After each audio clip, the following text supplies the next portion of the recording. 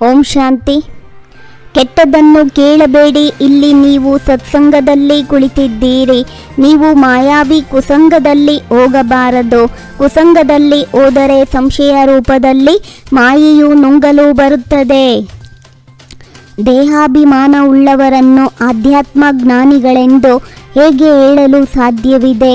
ನಿರಾಕಾರ ತಂದೆಯು ದೇಹಿ ಅಭಿಮಾನಿಯಾಗುವ ಶಿಕ್ಷಣವನ್ನು ಕೊಡುತ್ತಾರೆ.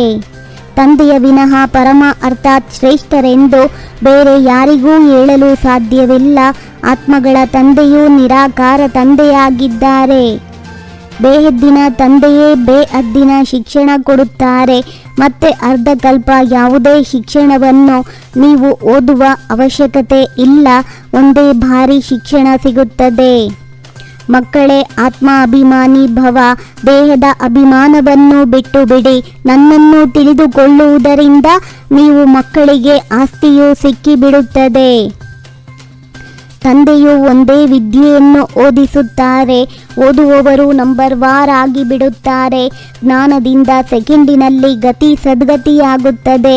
ಸಂಪಾದನೆಯ ಸಮಯದಲ್ಲಿ ಎಂದು ಆಕಳಿಸಬಾರದು. ತಂದೆ ಶಿಕ್ಷಕ ಸದ್ಗುರುವಾಗಿದ್ದಾರೆ. ಇವರು ಕಲ್ಪವೂ ಬರುತ್ತಾರೆ. ಮತ್ತೆ ಇದೇ ವಿದ್ಯೆಯನ್ನು ಸತ್ಯಯುಗ ತ್ರೇತಾಯುಗಕ್ಕಾಗಿ ಓದಿಸುತ್ತಾರೆಂಬುದನ್ನು ತಿಳಿದಿದ್ದೀರಿ. ಮತ್ತೆ ಇದು ಪ್ರಾಯಲೋಪವಾಗಿ ಬಿಡುತ್ತದೆ. ಕೃಷ್ಣನ ಜನ್ಮವನ್ನು ದಿವ್ಯ ಅಲೌಕಿಕವೆಂದು ಗಾಯನ ಮಾಡುವುದಿಲ್ಲ. ಕೇವಲ ಪವಿತ್ರತೆಯಿಂದ ಆಗುತ್ತದೆ. ತಂದೆಯು ಯಾವುದೇ ಗರ್ಭದಿಂದ ಜನ್ಮ ತೆಗೆದುಕೊಳ್ಳುವುದಿಲ್ಲ. ಒಳ್ಳೆಯದಾಗಿರಲಿ ಅಥವಾ ಕೆಟ್ಟದಾಗಿರಲಿ ಆತ್ಮದಲ್ಲಿಯೇ ಇರುತ್ತದೆ. ಎಂತೆಂತಹ ಕರ್ಮವನ್ನು ಮಾಡುತ್ತಾರೆ ಅದರ ಅನುಸಾರ ಅವರಿಗೆ ಶರೀರ ಸಿಗುತ್ತದೆ. ಬಹಳ ದುಃಖವನ್ನು ಭೋಗಿಸುತ್ತಾರೆ. ಬ್ರಹ್ಮ ವಿಷ್ಣು ಶಂಕರ ದೇವತೆಗಳು ಶಿವ ಪರಮಾತ್ಮನಾಗಿದ್ದಾರೆ. ಇಬ್ಬರನ್ನು ಸೇರಿಸಿ ಶಿವಶಂಕರ ಎಂದು ಹೇಗೆ ಹೇಳುವುದು? ಇಬ್ಬರು ಬೇರೆ ಬೇರೆ. ಈಗ ಮತ್ತೆ ತಂದೆಯು ಮುಳ್ಳಿನಿಂದ ಹೂವನ್ನಾಗಿ ಮಾಡುತ್ತಾರೆ. ನೀವೇ ಪೂಜ್ಯರಿಂದ ಪೂಜಾರಿಯಾಗಿದ್ದೀರಿ. ನೀವು 84 ಜನ್ಮಗಳನ್ನು ಪಡೆದು ಸತೋ ಪ್ರಧಾನರಿಂದ ತಮೋ ಪ್ರಧಾನರಾಗಿ ಬಿಟ್ಟಿರಿ. ಭಗವಂತನು ಒಂದೇ ರಥವನ್ನು ತೆಗೆದುಕೊಳ್ಳುತ್ತಾರೆ. ಅದಕ್ಕೆ ಭಾಗ್ಯಶಾಲಿ ರಥವೆಂದು ಕರೆಯಲಾಗುತ್ತದೆ. ಅದರಲ್ಲಿ ಪದಮಾಪದಂ ಭಾಗ್ಯಶಾಲಿಗಳನ್ನಾಗಿ ಮಾಡಲು ತಂದೆಯು ಪ್ರವೇಶವಾಗುತ್ತಾರೆ.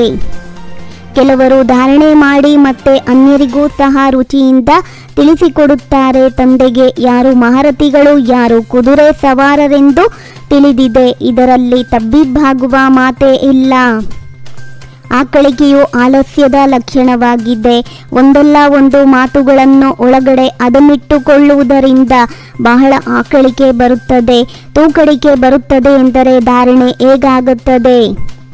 ತಿಳುವಳಿಕೆ ಹೀನರಿಗೆ ತಮೋ ಪ್ರಧಾನರೆಂದು, ಸತೋ ಪ್ರಧಾನರು ತಿಳುವಳಿಕೆ ಉಳ್ಳವರೆಂದು ಹೇಳಲಾಗುತ್ತದೆ. ರಚಯಿತ ಮತ್ತು ರಚನೆಯ ಜ್ಞಾನವನ್ನು ನೀಡುವುದು ತಂದೆಯ ಕರ್ತವ್ಯವಾಗಿದೆ. ಮುರುಳಿಯ ಮೂಲಕ ಎಲ್ಲವನ್ನೂ ತಿಳಿಸಿಕೊಡುತ್ತಿರುತ್ತಾರೆ. ಎಲ್ಲ ಮಾತಿನ ಪ್ರತ್ಯುತ್ತರ ದೊರೆಯುತ್ತಿರುತ್ತದೆ ಅಂದಾಗ ಮತ್ತೇನನ್ನು ಕೇಳುವ ಅವಶ್ಯಕತೆ ಇಲ್ಲ.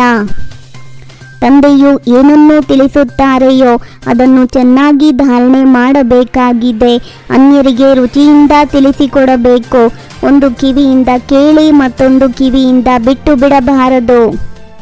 ತಂದೆಯ ಬಲಭುಜಗಳಾಗಿ ಅನೇಕರ ಕಲ್ಯಾಣ ಮಾಡಬೇಕಾಗಿದೆ. ನರನಿಂದ ನಾರಾಯಣನಾಗುವ ಮತ್ತು ಮಾಡುವಂತಹ ಉದ್ಯೋಗವನ್ನು ಮಾಡಬೇಕು. ಯಾರದೇ ವ್ಯರ್ಥ ಸಮಾಚಾರವನ್ನು ಕೇಳಿ ಅಭಿರುಚಿಯನ್ನು ಹೆಚ್ಚಿಸಿಕೊಳ್ಳುವ ಬದಲು ಫುಲ್ ಸ್ಟಾಪ್ ಹಾಕುವಂತಹ ಪರಮತದಿಂದ ಮುಕ್ತಭವ. ಯಾವುದೇ ಬ್ರಾಹ್ಮಣ ಸಂಸಾರದ ಸಮಾಚಾರ ಕೇಳುವಿರೆಂದರೆ ಬುದ್ಧಿಯಲ್ಲಿ ಹೋಗಿಬಿಡುವುದು. ಯಾವ ವ್ಯಕ್ತಿಯ ಬಗ್ಗೆ ಕೇಳಿದ್ದೀರಿ ಆ ವ್ಯಕ್ತಿಯ ಪ್ರತಿ ದೃಷ್ಟಿ ಹಾಗೂ ಸಂಕಲ್ಪದಲ್ಲಿ ಸಹ ತಿರಸ್ಕಾರ ಭಾವ ಇಲ್ಲದೆ ಇರಲಿ.